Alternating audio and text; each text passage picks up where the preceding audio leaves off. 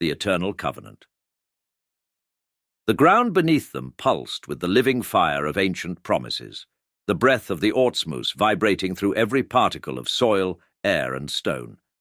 There was no question, no hesitation in the foundation of the earth itself. This was the land of Yisroel, given not by chance, not by the fleeting laws of men or the rise and fall of empires, but by the direct will of the Creator of all reality.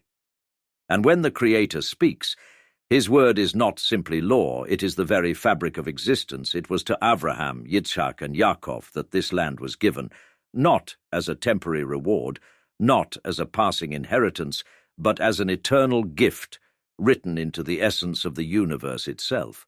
The Awtsmoos, whose very speech forms and reforms every instant of time, recreating the world from nothing every moment, had chosen them. In that choice, the land became inseparable from the people of Yisroel, not by merit of political maneuvering or military conquest, but through the voice that calls existence into being. He had woven it into the essence of creation itself. This land is yours, and it will be yours forever. Long before the march of history, before the Canaanites had stepped onto this soil, the Creator had already decided the ultimate fate of this land.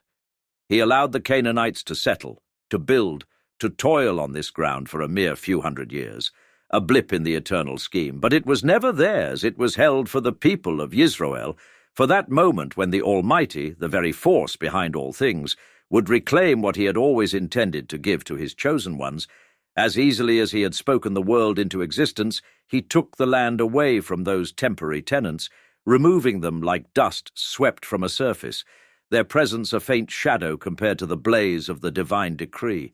And it was no blind whim that led the Creator to this decision. The 7 Canaanite nations had become corrupted beyond measure, their morality twisted, their hearts darkened. They worshipped idols of stone and wood, bowed to gods that were nothing, illusions crafted from the broken remnants of their own decayed souls. They offered their own children on altars of fire, spilling innocent blood as if to mock the one who had given them life. Their depravity filled the land, choking it with the weight of their sins. And so, just as he had brought the flood to cleanse the earth in the time of Noah, the Creator now stripped the Canaanites of the land, sweeping them aside in a divine act of justice. It was not cruelty, it was restoration, a resetting of the divine order, where righteousness and purity would once again reign. For Avraham, Yitzhak, and Yaakov were not ordinary men. They were perfectly righteous, their souls aligned with the infinite will of the Creator. Through them, the land found its true heirs, and through the covenant he forged with them, the land became forever intertwined with their descendants. Even if their children, the people of Yisroel, would falter in the future, even if they would stray, the land would always belong to them. This was not a deal brokered by human hands. It was a cosmic truth, a divine bond, sealed in the very core of existence itself. The winds howled through the mountains of Yehuda, carrying the voice of that eternal promise. The rocks themselves whispered it, vibrating with the weight of millennia. The Creator had spoken, and his word ripples through every moment of time, rippling through every sinew of space, ripping apart the notion that anything other than his will could ever hold sway. From the moment the covenant was made, the land had no other master.